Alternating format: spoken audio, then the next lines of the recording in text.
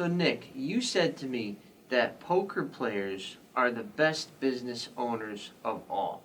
How come, and what's your reasoning behind that, and why? Winning poker players. Okay. would be important. That would be one identifier I would put on there. But poker is just a great mental exercise of being able to analyze situations with incomplete information and make the best decision you can and move on. And when you boil business down, that's really what it comes down to. It's really the mental muscle that needs to be exercised to be able to be functioning and perform and compete in the business environment. And I think that if you were going to pick a random person, if you said pick a personality trait or pick a subset of the population that you think would be a good business owner, I would go with winning poker players. What about winning blackjack players? Yeah, well, I mean, winning at blackjack is formulaic as far as like counting cards and stuff. It's actually not as interesting as poker because to win at blackjack, you'd have to count the cards and make the exact decision. You have basically complete information. Yep. Like chess a little bit, where everything's known on a computer that's programmed will just always win. But poker doesn't have that. Poker has the next card could be something else, and that guy could be thinking something that you're not. Yep. And then he could be performing differently. There's more gray area. There's more gray area, and business is just a huge gray area.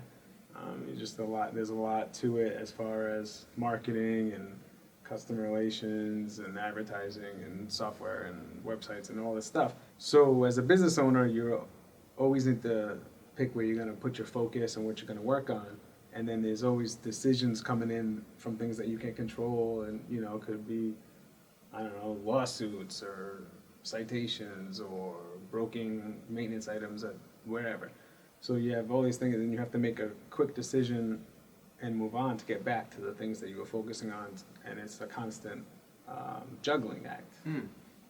So would you say that somebody that doesn't have gambling experience will not be successful as a business owner? Do you think it's a good prerequisite?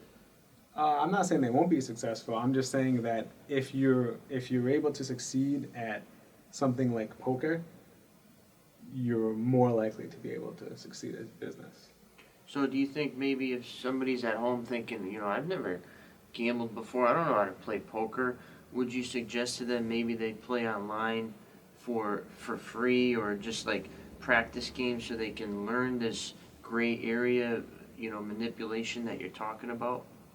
Yeah, if they want to do that, but I wouldn't like do that in lieu of starting a business or buying a franchise. Start my business. I'm playing poker, Mom. I would, start your business, buy the franchise, whatever you're looking to do.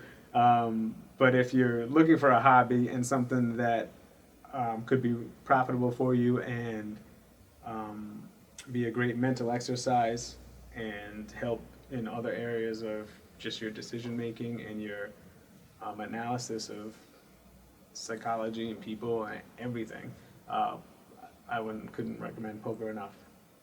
And also, if I could jump in here, what I could recommend is dealing with brides, grooms, and mother-in-laws as a wedding DJ. Oh, that was talk about mental muscle. Yeah, I can imagine. That was the most difficult thing that I've ever done, but it also was the most rewarding because you're dealing with somebody in a high-stress environment.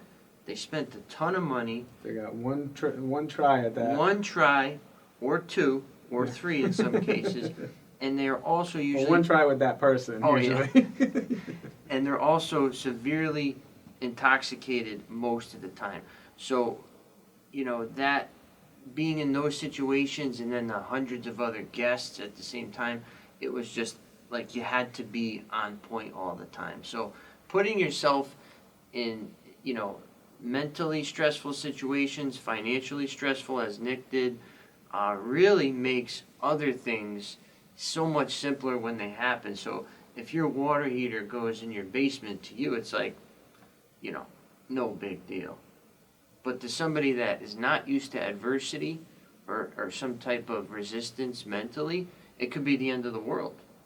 Yeah. It just the more stressful situations or more hard decisions that you force yourself to have to engage with or navigate, the better you're gonna be at those things. Cool, man. That's good advice. Anything else that you want to suggest or offer to people at home that are maybe thinking about, I've never done this, I'm never stressed out, I live a simple life, how can I be a successful business owner? Allow the chips to fall sometimes.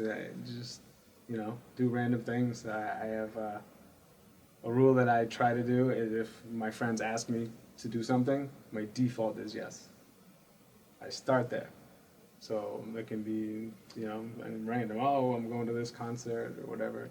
Try to say yes to things and leave chance in there, and I don't know. Let it happen. Let it happen. Cool. Well, again, Greg from Nexus here with Nick, our CEO at Nexus's headquarters. Your property managed.